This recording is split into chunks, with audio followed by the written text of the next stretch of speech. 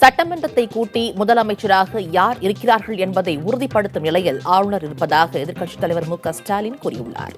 அதிமுக பொதுச் செயலாளர் சசிகலா முதலமைச்சராக பொறுப்பேற்க வேண்டும் என மக்களவை துணை சபாநாயகர் தம்பிதுரை வெளியிட்ட அறிக்கை குறித்த கேள்விக்கு ஸ்டாலின் இவ்வாறு பதிலளித்தார்.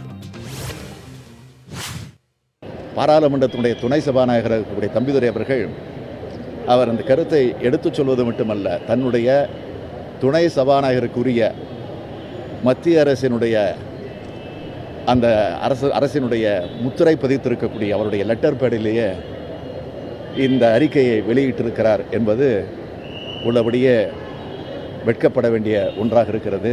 சட்டமன்றத்தை கூட்டி மெஜாரிட்டியை முதலமைச்சராக யார் என்பதை மெஜாரிட்டியை கூட்டக்கூடிய நிலையிலே இன்றைக்கு ஆளுநர் அவர்கள் இருக்கிறார்கள் என்பதுதான் உண்மை.